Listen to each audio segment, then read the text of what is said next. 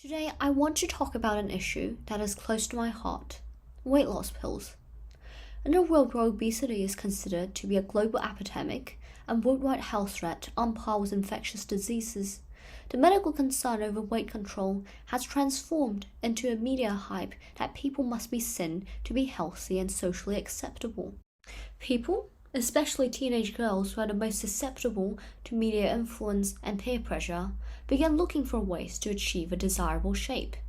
A study by the University of Minnesota confirmed that as much as 63% of teenage girls display unhealthy weight control behaviors, among which consuming weight loss pills is the most common.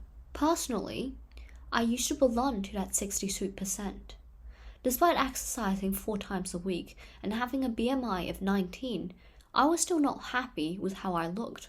I wanted to lose the fat on my inner thigh and my lower belly and my waist. Therefore, I resorted to weight loss pills. Quite a few types of them, actually. I would have continued using had their ostensible ineffectiveness not evoked my scientific spirit. I did some investigation, the result of which quite literally chilled me to my bones. I was no longer angry because I got cheated by false advertising.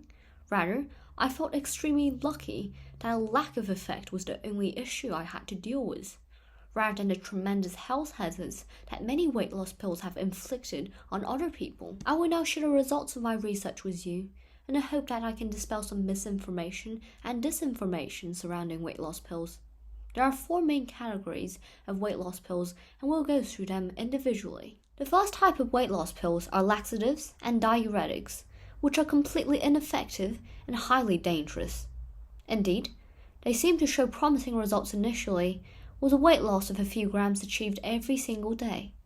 However, these results are only temporary, as only water and stool are excreted, while the fat content of one's body remains the same. Therefore, a rebound will happen as soon as one stops using. What if I use it long term, you might ask?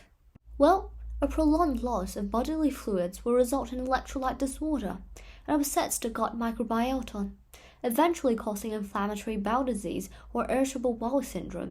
The second type of weight loss pills are appetite suppressants. This type of drug reduces one's urge to eat in order to create a calorie deficit. Although proven to have a positive impact on weight loss, these drugs have very severe side effects. The common side effects include dizziness, fatigue, headaches, vomiting, and insomnia, which will inevitably reduce one's productivity. In extreme cases, they can result in brain and liver damages, as well as cardiovascular diseases. The third type of weight loss pills are stimulants, which increase one's metabolic rate to boost energy consumption. Again, although effective to a certain extent, these drugs have severe health implications. Many of them contain thyroid hormones that should only be administered to patients with hypothyroidism. For the rest of us who have an already active thyroid, taking additional thyroid hormones might result in hyperthyroidism and its symptoms of heart damage and muscle weakness. Additionally, another major type of weight loss stimulants is amphetamine, which belongs to the same class as meth and is quite addictive. The fourth type of weight loss pills are fat inhibitors, which aim to create calorie deficit by reducing the absorption of fat. Orlistat, which reduces 30% of fat absorption through inhibiting the activity of lipase, is a good example of it.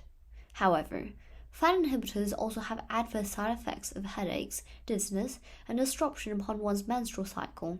More prominently, most patients also report fatty stools, loose stools, fecal urgency, and incontinence, sometimes to the point that adult diapers are needed.